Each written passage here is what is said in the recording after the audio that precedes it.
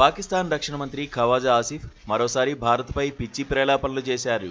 ఇటీవల ఆఫ్ఘనిస్తాన్తో సరిహద్దుల్లో నెలకొన్న ఉద్రిక్తతలు, ఘర్షణల నేపథ్యంలో ఖవాజా ఆసిఫ్ భారత్పై నిందలు మోపారు.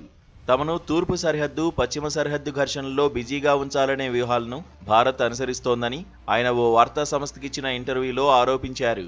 ఆఫ్ఘనిస్తాన్ మాజీ అధ్యక్షుడు అష్రఫ్ ఘనీ కాలం నుంచే తమపై భారత్ పరోక్ష యుద్ధం చేస్తోందన్నారు.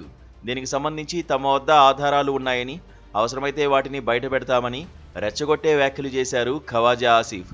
గతంలో కూడా భారత్ తరఫున ఆఫ్ఘనిస్తాన్ పరోక్ష యుద్ధం చేస్తోందని ఆసిఫ్ ఇలాంటి వ్యాఖ్యలే చేశారు.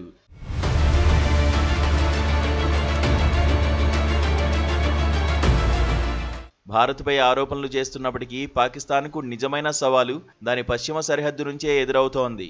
ఆఫ్ఘనిస్తాన్, పాకిస్తాన్ సరిహద్దుల్లో తరచూ కాల్పుల విరమణ ఉల్లంఘనలు, ఉగ్రవాద దాడులు జరుగుతున్నాయి. తమ వైపు నుంచి ఎలాంటి శత్రు కార్యకలాపాలు జరగడం లేదని, ఆఫ్ఘనిస్తానే కాల్పుల విరమణ ఉల్లంఘనకు పాల్పడుతోందని ఖవాజా ఆసిఫ్ ఆరోపించారు. మరోవైపు తమ దేశంలో అక్రమంగా ఉంటున్న ఆఫ్ఘాన్ వాసుల సమస్యను పాకిస్తాన్ అంతర్జాతీయ స్థాయిలో లేవనెత్తిందని కూడా ఆయన పేర్కొన్నారు.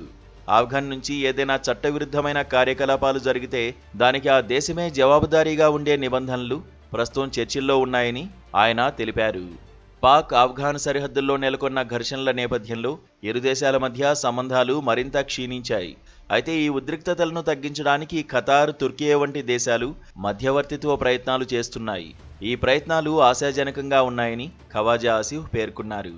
కాల్పుల విరమణ కొనసాగింపునకు రెండు దేశాలు ఇటీవల అంగీకరించాయి.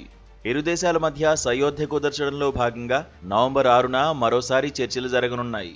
ఈ చర్చల ఫలితం ప్రాంతీయ స్థిరత్వానికి చాలా కీలకం కానుంది. మొత్తంగా పాకిస్తాన్ రక్షణ మంత్రి భారత్పై నిందలు వేయడం, అది కూడా ఆఫ్ఘనిస్తాన్తో తమకు ఘర్షణలు ఉన్న సమయంలో ఇలా మాట్లాడడం కేవలం రాజకీయ ఎత్తుగడగానే కనిపిస్తోంది. సరిహద్దుల్లో నెలకొన్న ఉద్రిక్తతలకు బాధ్యత వహించడం వదిలేసి ఇతరులపై నిందలు మోపడం ద్వారా అంతర్గత రాజకీయాలను దారి మళ్లించే ప్రయత్నమే అంటున్నారు విశ్లేషకులు.